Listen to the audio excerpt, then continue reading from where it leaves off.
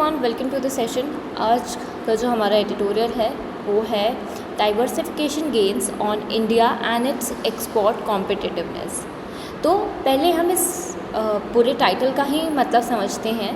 तो डाइवर्सिफिकेशन का मतलब क्या होता है, डाइवर्सिफिकेशन गेन्स का क्या मतलब होता है। टू बी स्पेसिफिक, डाइवर्सिफिकेशन का मतलब होता है अलग अलग मार्केट में फैलना, ठीक है। और इससे होने वाले फ़ायदे के बारे में हम पढ़ेंगे। तो पूरे आर्टिकल में हमें इस बात बताया जा रहा है कि इंडिया कैसे अलग अलग नए देशों में अपना सामान बेचकर फ़ायदा कमा रहा है और ग्लोबल मार्केट में अपनी पकड़ यानी कॉम्पिटिटिवनेस को स्ट्रॉन्ग कर रहा है। On India and its export competitiveness, India को अगर दुनिया का सबसे बड़ा प्लेयर बनना है इस गेम में, तो उसे अपने एक्सपोर्ट की कॉम्पिटिटिवनेस को दो चीज़ों में बेहतर बनाना होगा। पहला कॉस्ट इन टर्म्स ऑफ सामान सस्ता बनाना होगा, एंड दूसरा क्वालिटी, सामान की क्वालिटी बेस्ट रखनी होगी, ठीक है। Now let's move towards a paragraph. India's export performance in April 2026 has been commendable. तो स्टूडेंट्स, कमेंडेबल पहले हम पूरा लाइन पढ़ते हैं। First of all, underscoring the attempt by government and industry to diversify in times of crisis. तो students, यहाँ पे जैसे कि आप देख पा रहे हैं हमारे एक वर्ड यूज़ हुआ है कमेंडेबल। कमेंडेबल का मतलब क्या होता है, तारीफ़ के काबिल, ठीक है।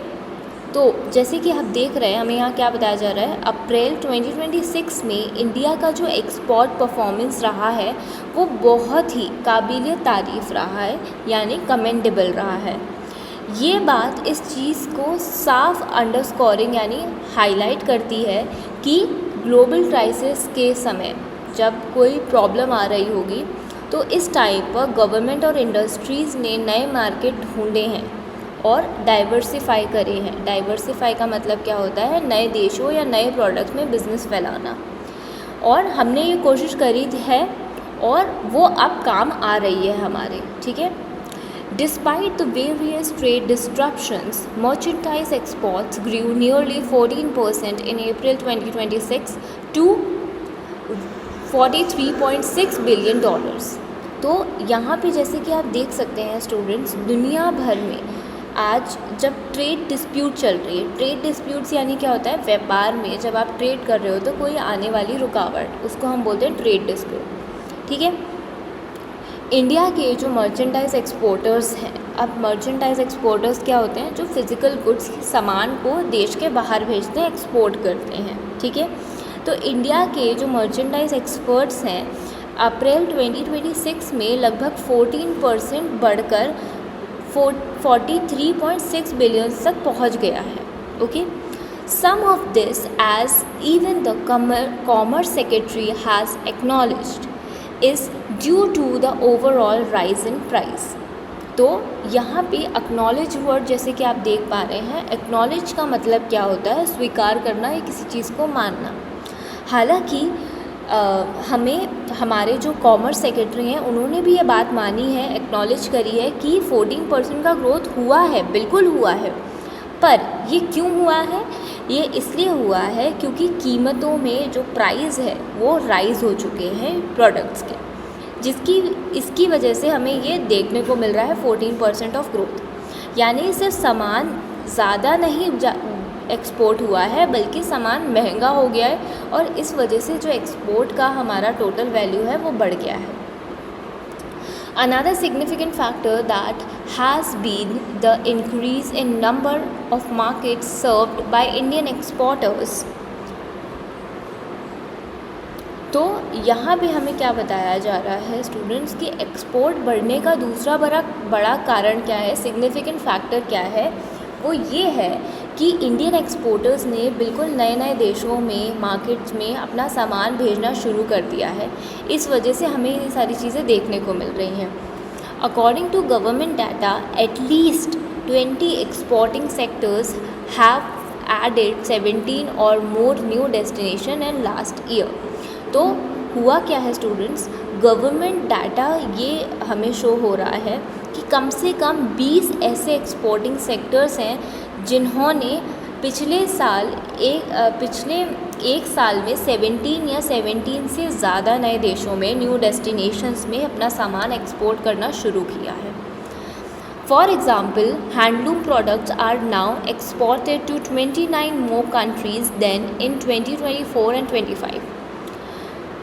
सो यहाँ पे हमें बताया जा रहा है एग्ज़ाम्पल के लिए, हमें जो हमारे हैंडलूम प्रोडक्ट्स होते हैं जो इंडिया में बनते हैं वो अब साल अगर हम देखें 2024-25 के मुकाबले 29 और नए देशों में एक्सपोर्ट किए जा रहे हैं। ठीक है, the additional export this generate are still small but establishing this pathway is vital progress.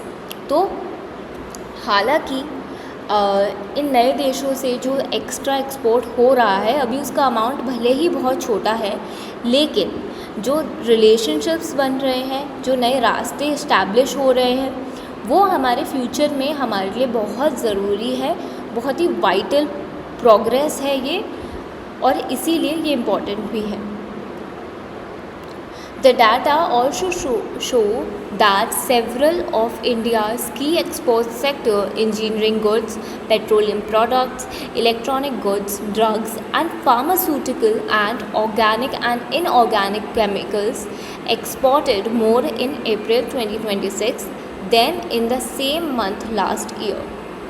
तो यहाँ पे हमें क्या बताया जा रहा है, डाटा के हिसाब से भी अगर हम देखते हैं तो इंडिया के जो मेन सेक्टर्स हैं जैसे इंजीनियरिंग प्रोडक्ट्स हो गया, पेट्रोलियम हो गया, इलेक्ट्रॉनिक्स हो गया, फार्मास्यूटिकल्स हो गया यानी जो आपकी दवाइयाँ हो गई, केमिकल्स हो गए, इन सब ने पिछले साल के अप्रैल के मुकाबले इस बार ज़्यादा एक्सपोर्ट किया है। This suggest Reliance in the supply chains and establishment of new ones. तो रेजिलियंस का मतलब क्या होता है? रेजिलियंस का मतलब होता है संकट के समय जो भी जो हमारा उनको बाउंस बैक करना होता है उसको हम बोलते हैं रेजिलियंस। कि कोई प्रॉब्लम भी है बट हम उसको फेस कैसे कर रहे हैं और बाउंस बैक कैसे कर रहे हैं उसी मार्केट में, उसी पोजीशन पे फिर से। सो इससे पता चलता है कि हमारी सप्लाई चेन कितनी मजबूत है और लचीली है यानी रेजिलिएंट है, कि उन्होंने बाहर के संकटों को झेल भी लिया और साथ में नए सप्लाई रूट्स भी सेट कर लिए हैं।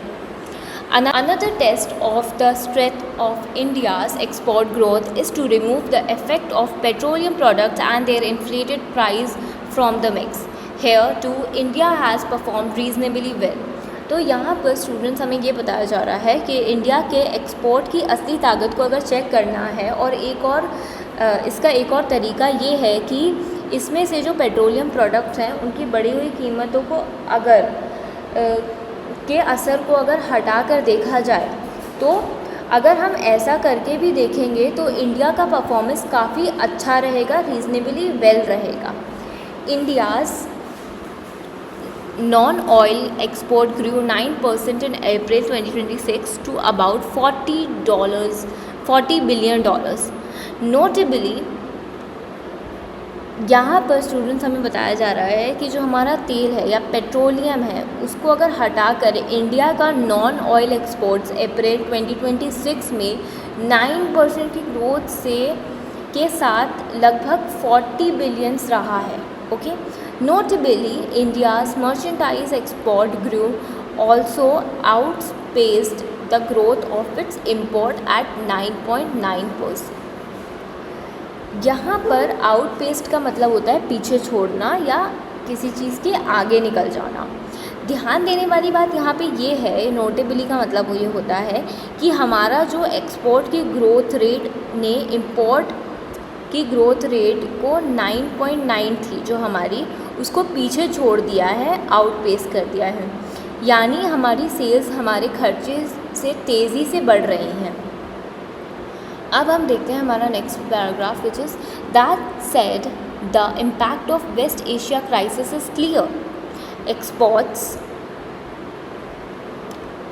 यहाँ पर स्टूडेंट्स हमें ये बताया जा रहा है कि ये सब तो ठीक है लेकिन वेस्ट एशिया में जो संकट चल रहा है यानी मिडल ईस्ट का जो कॉन्फ्लिक्ट चल रहा है उसका बुरा असर हमारे ट्रेड पे साफ साफ दिख रहा है। Exports exports to West Asia fell by 28% in April, followed up on an even larger contraction in March. Imports from the region too fell about 32%. यानी पहली चीज़ कॉन्ट्रैक्शन का मतलब क्या होता है? कॉन्ट्रैक्शन का मतलब होता है किसी चीज़ का सिकुड़ना या गिरावट आना किसी चीज़ में।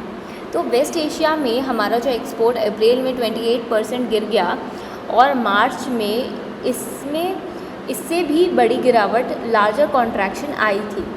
वहाँ से होने वाला जो इम्पोर्ट है उसमें लगभग 32% कमी हो गई है। This is vital trade link for India and gains in other region are not yet enough to outweigh the loss here. तो यहाँ पे आउटवेट का मतलब क्या होता है? आउटवेट का मतलब होता है स्टूडेंट किसी चीज़ का भारी पड़ना या नुकसान की भरपाई करना। ओके, ये इंडिया के लिए स्पेशली बिजनेस के लिए ये एक बहुत वाइटल लिंक है और दूसरे नए देशों से हमें जो थोड़ा बहुत फ़ायदा हो रहा है वो अभी इतना बड़ा नहीं है कि वेस्ट एशिया को ही पूरा कवर कर सके और उसकी जो नुकसान हुई है उसको आउटवेट कर सके, उसकी भरपाई कर सके। Imports of the safe haven asset gold jump 82% in April, while which is perhaps what promoted the Prime Minister to urge Indians to stop buying gold and government to hike the import duty. Safe haven asset क्या बोलते हैं? संकट के समय आने वाली सबसे बड़ी आपकी जो सुरक्षित जो सेफ़ इन्वेस्टमेंट होती है उसको हम बोलते हैं सेफ़ हेवन एसेट। ठीक है, यहाँ पर स्टूडेंट्स जैसे कि आप देख सकते हैं जो हमारी सेफ़ हेवन एसेट है उसको हम गोल्ड मानते हैं। ठीक है, इसलिए अप्रैल में गोल्ड का जो इम्पोर्ट अचानक से 82% बढ़ गया था। शायद इसी वजह से प्राइम मिनिस्टर ने इंडियंस को सोना खरीदने से और उनसे अर्ज किया है कि अभी वो थोड़ा सोना कम खरीदें और गवर्नमेंट ने गोल्ड पर इंपोर्ट ड्यूटी यानी टैक्सेस जो हैं हमारे उसमें भी उसको भी बढ़ा दिया गया है ताकि लोग कम सोना खरीदें और कम मंगवाएं सोना यहाँ पर। Now another highlight of the data is the continued rise in the significance of service sector, the share। ठीक है, तो हमारा सिग्निफिकेंस का मतलब क्या होता है? सिग्निफिकेंस का मतलब होता है स्टूडेंट्स इम्पोर्टेंस। ठीक है, तो इस डाटा की एक और बड़ी हाईलाइट ये है कि जो हमारी इकोनॉमी में सर्विस सेक्टर्स हैं जैसे आईटी सेक्टर्स हो गया, सॉफ्टवेयर सॉल्यूशंस हो गया, इनका जो इम्पोर्टेंस है, सिग्निफिकेंस है, वो लगातार बढ़ता जा रहा है। The share of service in total export has risen to about 49% compared to 39 in 2014। तो यहाँ पर स्टूडेंट्स जैसे कि आप देख सकते हैं हमारा जो टोटल एक्सपोर्ट में सर्विस का जो हिसाब है वो 2014 में सिर्फ 39% था और वो अब बढ़कर लगभग 49% हो गया है। ठीक है, rather than a reason for complacency, this should make the government take note।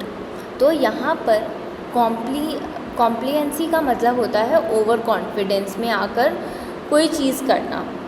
ठीक है, तो यहाँ पर जो हमारे ऑथर हैं वो हमसे क्या कह रहे हैं कि 49% को देखकर गवर्नमेंट को ओवर कॉन्फिडेंस या बेफिक्र नहीं होना चाहिए, बिल्कुल भी नहीं बैठना चाहिए, क्योंकि बल्कि उनको और नोट्स बनाने चाहिए, अपनी अच्छी तरीके से तैयारी करनी चाहिए ताकि वो आने वाली कोई भी सिचुएशन को आराम से डील कर सकें। Any losses of competitive edge in IT service specially due to rise of artificial intelligence will be an increasingly costly loss to India. तो अब यहाँ पे हमें क्या बोला जा रहा है? कॉम्पिटिटिव एज का मतलब क्या होता है? पहले स्टूडेंट्स ये समझते हैं, दूसरों से अलग रहना और ये आपके कोई फ़ायदे में काम आने वाली चीज़ हो। ठीक है, not in a negative sense. तो यहाँ पर क्योंकि अगर आर्टिफिशियल इंटेलिजेंस के आने की वजह से इंडिया में आईटी सेक्टर्स ने अपना ग्लोबल जो कॉम्पिटिटिव एज है उसको खो दिया है, ठीक है। तो ये इंडिया के लिए एक बहुत बड़ा और महंगा नुकसान हो सकता है अगर ये चीज़ होती है तो। Overall however the government pushes for diversification of export destinations including through concerned activities to seal various trade deals seems to be bearing fruit। तो यहाँ पर स्टूडेंट्स हमें क्या बोला जा रहा है कि ओवरऑल देखा जाए तो नए देशों को ढूंढने का गवर्नमेंट का जो एफर्ट्स है जिसमें अलग अलग देशों के साथ ट्रेड डील साइन करना है, तो ये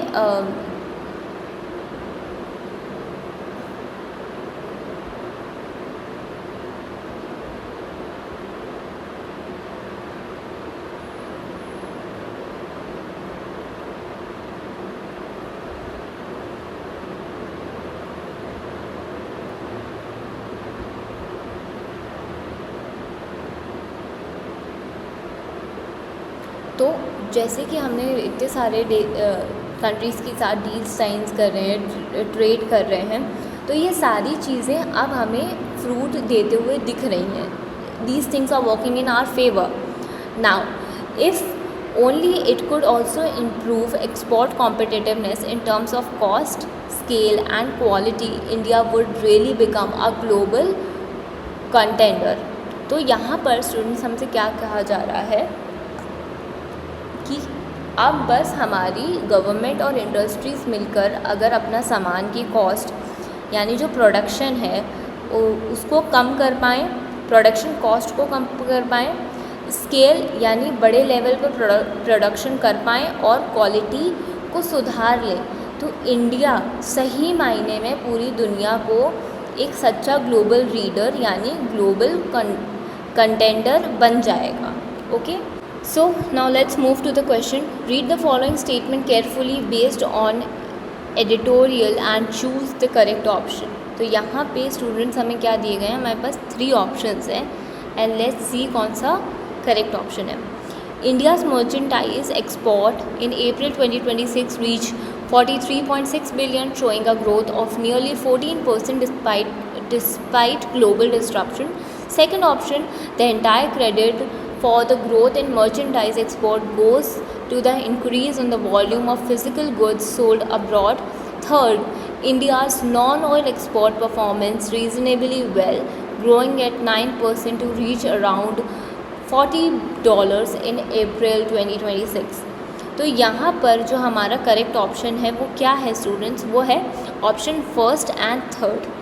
अब ऐसा क्यों है, क्योंकि जो हमारा ओवरऑल प्राइस की हम बात कर रहे हैं यहाँ पर फर्स्ट और 3 बिल्कुल सही इसलिए हैं क्योंकि यहाँ पर स्टेटमेंट 2 जो है हमारा फर्स्ट ऑफ ऑल गलत है।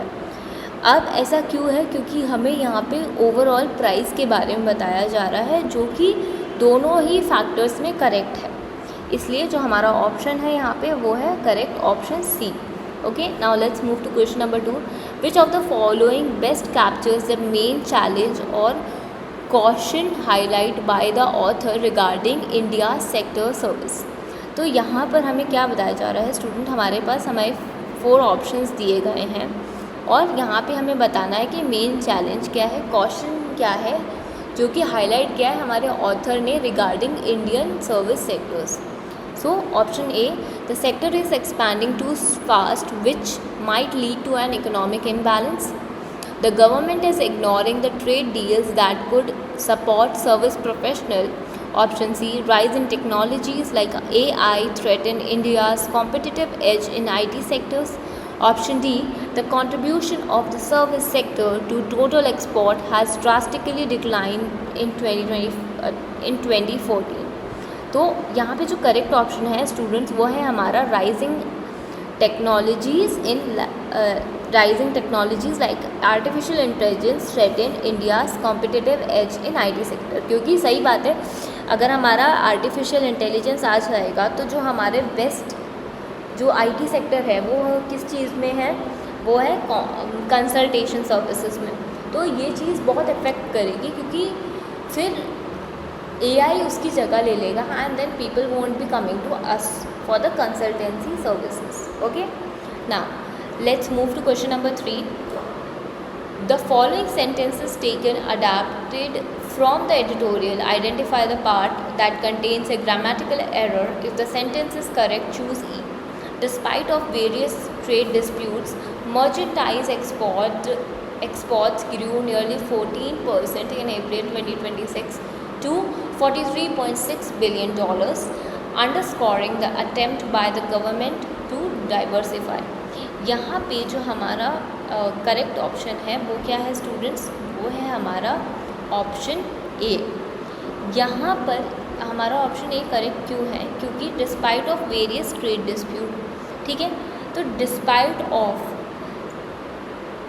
के साथ में कभी भी डिस्पाइट के साथ ऑफ नहीं लगता है, क्योंकि डिस्पाइट का मतलब ही होता है इन स्पाइट ऑफ, तो हम उसके साथ ऑफ वर्ड नहीं लगाएंगे, इसलिए जो हमारा एरर है वो हमारा ऑप्शन ए में है।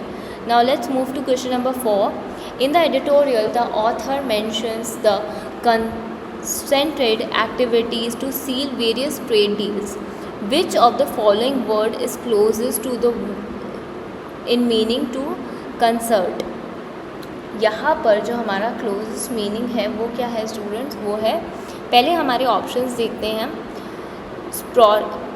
sporadic, collaborative, unilateral and superficial. यहाँ पे जो हमारा करेक्ट ऑप्शन है वो क्या है हमारा स्टूडेंट्स, वो है collaborative.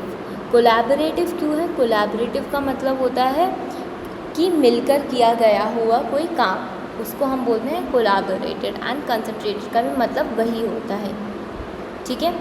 Now let's move further to the next question. Choose the word which is most nearly opposite in meaning to the word resilience as used in the second passage of the text. तो resilience का मतलब आपको पता है कि कोई चीज़ में flexibility होना, elasticity होना, ठीक है। So our first option is fortitude, elasticity, vulnerability and adaptability.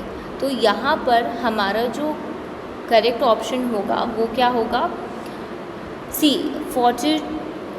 Fortitude, elasticity और अडेप्टेबिलिटी सारी सेम चीज़ें हैं जो कि रेजिलियंस के साथ जाती हैं। तो जो हमारा अपोजिट वर्ड होगा वो है वल्नरेबिलिटी, ठीक है। That's why our option C is correct, and with that we'll end the session for today and will meet you in the next session.